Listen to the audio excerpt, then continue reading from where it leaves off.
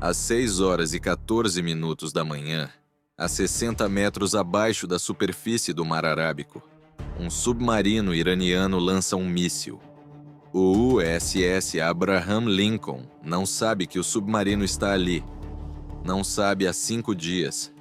A formação vinha seguindo a mesma rota de patrulha de bloqueio desde o dia 13 de abril.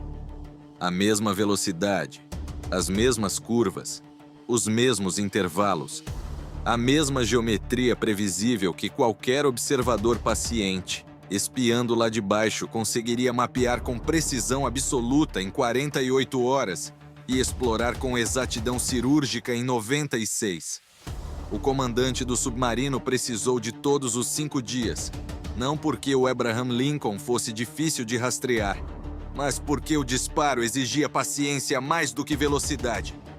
E porque a arma que estava prestes a usar jamais havia sido empregada em combate, e ele não ia desperdiçá-la numa geometria imperfeita.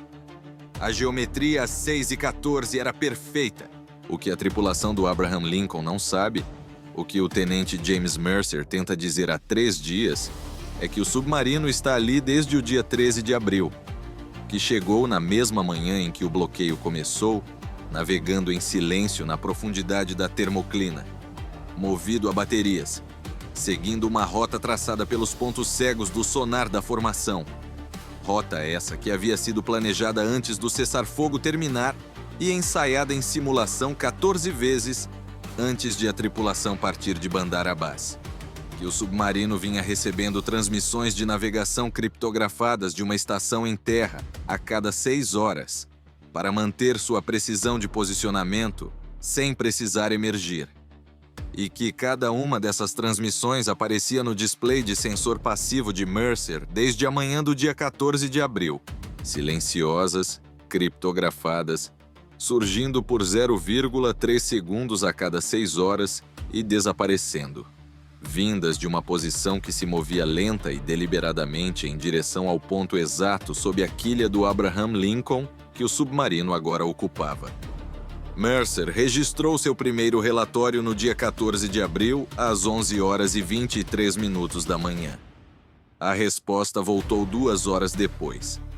A transmissão foi avaliada como compatível com tráfego de navegação marítima comercial. Foi solicitado que continuasse monitorando. Ele entregou o segundo relatório no dia 15 de abril, com 24 horas de dados adicionais.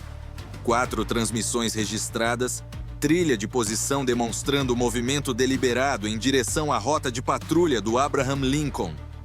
Ponto de interceptação projetado colocaria a fonte diretamente sob a posição do porta-aviões em 72 horas. A resposta veio na manhã seguinte. A avaliação havia sido revisada e o padrão de transmissão continuava compatível com navegação marítima civil. Nenhuma ação adicional necessária. Mercer ficou olhando para aquela resposta por um longo tempo. Depois voltou ao seu display e continuou observando, porque a transmissão não era compatível com navegação marítima civil. Ele sabia disso desde a primeira detecção. A única coisa que havia mudado em 48 horas era que a fonte agora estava a 65 quilômetros mais perto do ponto sob a quilha do Abraham Lincoln, de onde ela dispararia. Ele calculou o ponto de interceptação para as 18 horas do dia 16 de abril. A fonte estaria diretamente sob a posição projetada do porta-aviões em aproximadamente 34 horas. Naquela noite, ele começou a construir algo, não um relatório. Algo mais útil. O JASC-2 é o míssil balístico lançado por submarino do Irã, e não é um torpedo. Ele não viaja pela água em direção ao navio, sai do tubo de lançamento a 60 metros de profundidade, acelera para cima através da coluna d'água, rompe a superfície e sobe. É um míssil balístico que simplesmente começa seu voo debaixo d'água. E a diferença entre isso e qualquer outra arma iraniana que o Abraham Lincoln enfrentou em 48 dias de guerra não é uma distinção técnica. É a diferença entre uma ameaça para a qual toda a geometria defensiva da formação foi construída e uma ameaça para a qual ela jamais foi projetada. Cada míssil iraniano nessa guerra veio de terra. Cada arco de cobertura de radar, Cada protocolo de atribuição de SM-6, cada geometria de interceptação que o sistema Aegis havia refinado ao longo de 48 dias de combate estava otimizada para ameaças se aproximando pelo horizonte. O ângulo mínimo de elevação do radar SPI-M6, o menor ângulo em que ele consegue rastrear efetivamente um contato ascendente, cria um ponto cego diretamente acima. Um míssil lançado de 60 metros abaixo da quilha fica dentro desse ponto cego durante os primeiros 1.200 metros de sua subida. O radar não consegue vê-lo. Nada consegue vê-lo. Quando o SPY-6 finalmente detecta o contato, ele já está acima da formação a 1.300 metros, subindo em Mach 3 e ainda acelerando.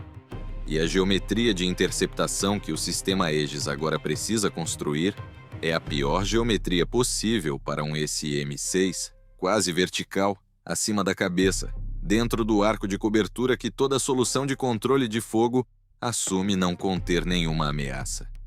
O Irã havia estudado a geometria de cobertura do Aegis por anos. O perfil de lançamento vertical do JASC-2 não foi acidente. Foi a resposta a uma pergunta específica. Como lançar um míssil balístico de forma a dar ao SM-6 a pior solução de interceptação possível desde o primeiro segundo? A resposta era lançar diretamente de baixo da única posição para a qual todo o sistema defensivo jamais havia sido apontado. E enquanto todos os recursos defensivos do Abraham Lincoln e de seus escoltas se voltavam para cima para lidar com o contato balístico subindo, o submarino sob a quilha ainda estaria lá. Ainda armado, ainda não detectado por ninguém, exceto pelo tenente que observava suas transmissões de navegação há 3 dias, e construía algo que ninguém havia pedido. Os sensores passivos de Mercer captaram o lançamento a 6, 14 e 8 segundos. Não pelo radar, mas pelo pulso eletromagnético gerado pela sequência de ignição do míssil, transmitindo através da coluna d'água. Um pulso de 0,4 segundos que seu sistema quase classificou como ruído, e que ele reconheceu imediatamente porque havia 18 horas que esperava por ele. Ele pegou o circuito para o centro de informações de combate a 6, 14 e 11 segundos. Senhor, aqui é Mercer, inteligência de comunicações. A fonte de transmissão de navegação que rastreio há 3 dias acaba de gerar um pulso de ignição de lançamento, rumo 182, diretamente sob a quilha. Há um submarino nessa posição e ele acabou de disparar. Tenho uma solução de alvo do submarino com precisão de 60 metros e preciso transmiti-la ao helicóptero imediatamente. O oficial de ação tática, Tenente Comandante Hassan Oai, olhou para seu display tático. Livre. Sem contatos, sem ameaças. O SPY-6 não mostrava nada. Ele disse a Mercer que o quadro tático estava limpo e pediu que aguardasse. O JASC-2 rompeu a superfície a 6, 14 e 19 segundos, e o SPY-6 o detectou subindo a 1.300 metros em Mach 3 e ainda acelerando.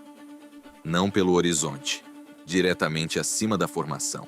Já além do ponto cego de elevação mínima, já transitando de sua subida vertical para seu arco balístico, já acima e além do ponto onde a geometria de controle de fogo do SM-6 funciona de forma limpa, o Centro de Informações de Combate teve 4 segundos de alerta antes de o contato estar a 12.000 metros.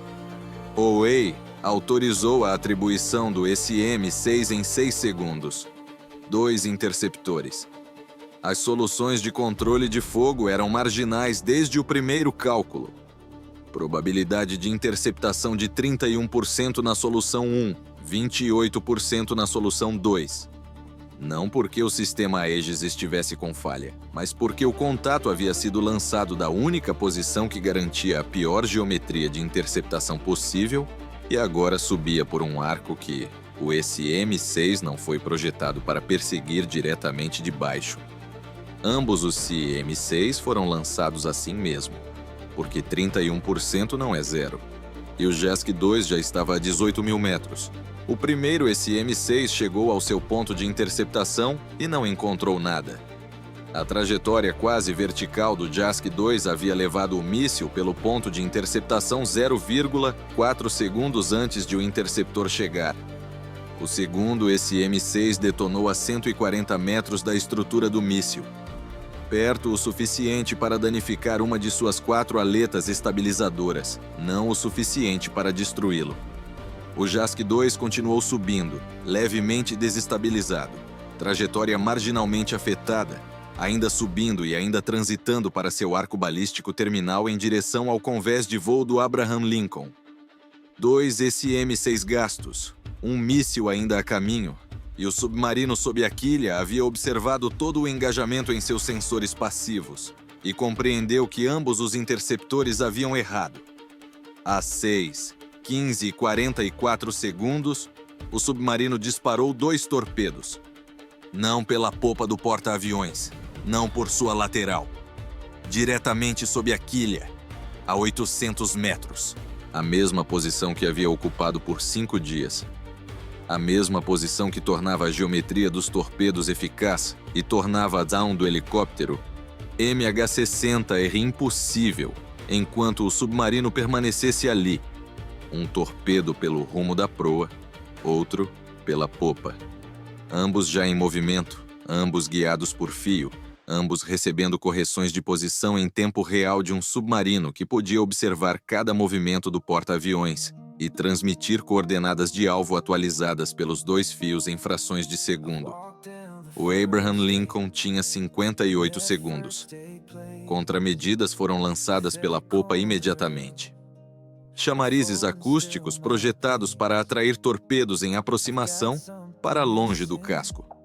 Ambos os torpedos os ignoraram, não porque os chamarizes falharam, mas porque torpedos guiados por fio não perseguem assinaturas acústicas. Perseguem coordenadas sendo atualizadas continuamente por um submarino que podia ver o porta-aviões e os chamarizes simultaneamente e sabia distinguir entre eles sem ambiguidade. O porta-aviões foi a toda velocidade e virou bruscamente a bombordo às 6, 15 e 51 segundos. A virada a bombordo afastou o casco 22 metros da geometria de interceptação do torpedo de proa e o aproximou 19 metros da trajetória do torpedo de popa. O submarino corrigiu os 2 fios em 1,4 segundos.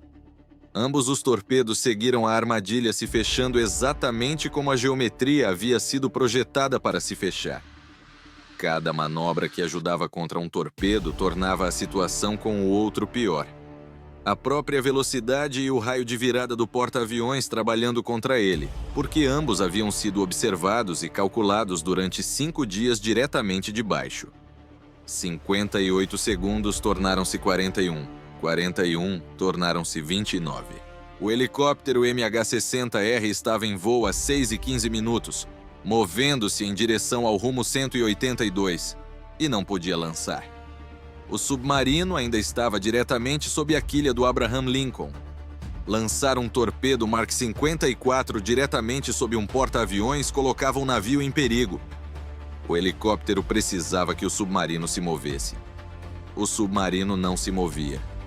Havia disparado diretamente sob a quilha precisamente porque essa posição mantinha o helicóptero bloqueado.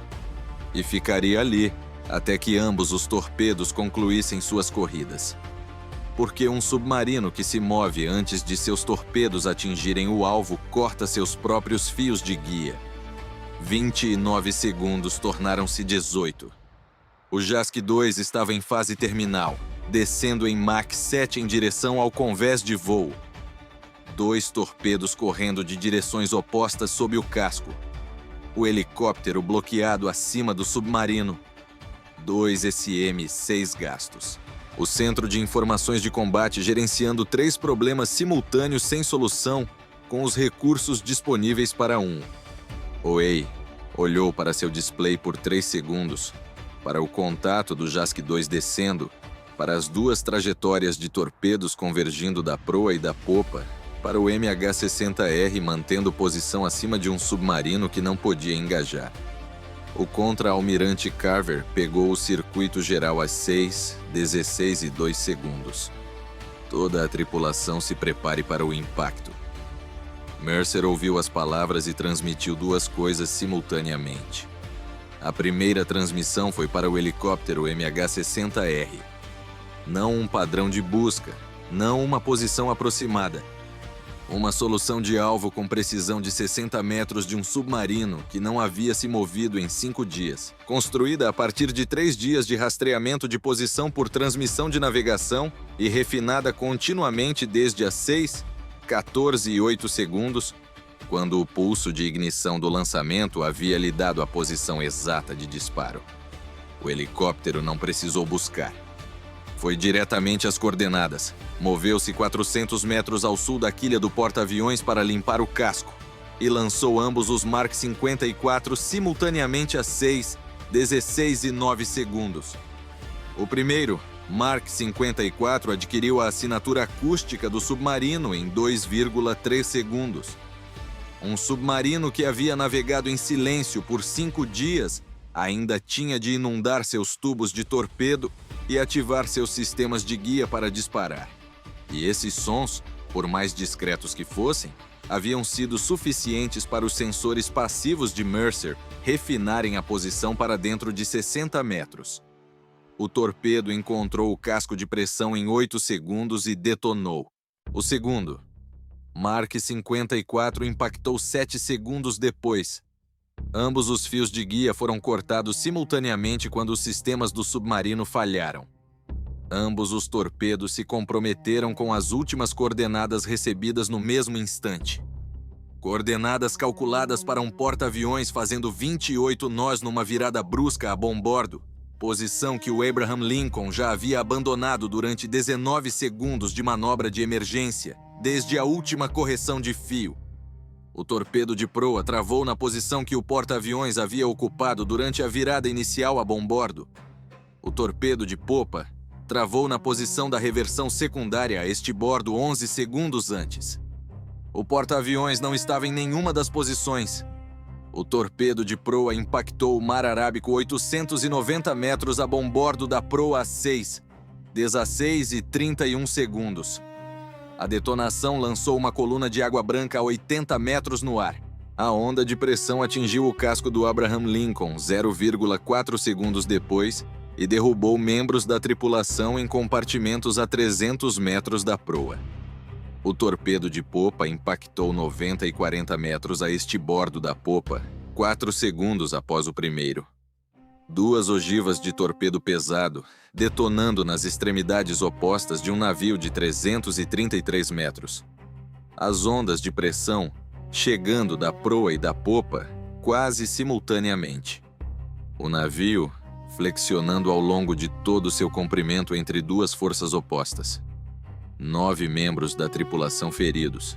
Equipamentos falharam em 11 compartimentos. Um compartimento frontal tomou água pela flexão do casco antes que as equipes de controle de danos chegassem.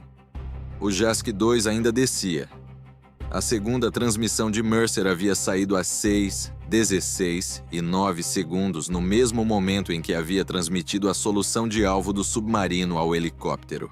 A frequência do enlace de dados de guia do JASC 2, identificada-te a partir do pulso de ignição de 0,4 segundos a 6, 14 e 8 segundos e confirmada por 62 segundos de dados de transmissão contínua do console de guia do submarino ao longo de todo o engajamento. Dados de posição falsos nessa frequência. A mesma arquitetura de spoofing que havia funcionado uma vez antes contra um Khorramshahr 4 e que Mercer havia estado construindo desde as 6, 14 e 11 segundos, em paralelo com todo o resto, porque havia compreendido no momento do pulso de ignição que o JASC 2 e os torpedos eram um único ataque, e que ambos os problemas precisavam de uma solução ao mesmo tempo. O JASC 2 recebeu os dados de posição falsos a 6, 16 e 14 segundos, com 22 segundos restantes para o impacto. Corrigiu 800 metros à esquerda da posição real do Abraham Lincoln, comprometendo-se com uma trajetória terminal apontada para o oceano aberto. Impactou o mar Arábico a 800 metros a bombordo da proa a 6, 16 e 36 segundos. A ogiva detonou. A explosão foi a maior que a formação havia testemunhado em 48 dias de guerra. Uma coluna de água subindo 120 metros acima da superfície, visível a 50 quilômetros de distância. Uma detonação que a tripulação do Abraham Lincoln sentiu através do casco, somada a tudo o mais que já havia sentido nos 25 segundos anteriores. Nada penetrou o casco. No centro de informações de combate, o display tático mostrava 3 contatos destruídos e um relatório de danos ainda sendo compilado. Oway olhou por 6 segundos. Depois pegou o circuito para a posição de Mercer. Me leve pela linha do tempo. Mercer olhou para seu display, para a trilha de transmissão de navegação que havia estado construindo desde o dia 14 de abril, para a solução de alvo que havia refinado para 60 metros ao longo de 3 dias, para as 2 transmissões que havia enviado simultaneamente às 6, 16 e 9 segundos enquanto a ordem de se preparar para o impacto ainda ecoava pelo navio. Primeira transmissão de navegação, detectada em 14 de abril às 11 horas e 19 minutos, disse ele. Trilha de posição compatível com a aproximação deliberada à nossa rota de patrulha. Pulso de ignição de lançamento às 6, 14 e 8 segundos. A solução de alvo já estava construída. Frequência de guia identificada a partir do pulso de ignição. Ambas as transmissões enviadas simultaneamente às 6, 16 e 9 segundos. Oway ficou quieto por um momento. Então, seu segundo relatório tem data de 15 de abril. Sim, senhor, disse Mercer. A resposta voltou no dia 16 de abril. Nenhum dos dois disse nada depois disso. A estação em terra que vinha transmitindo sinais de navegação ao submarino a cada 6 horas desde o dia 13 de abril havia gerado 20 transmissões nesse período. Mercer havia registrado cada uma delas.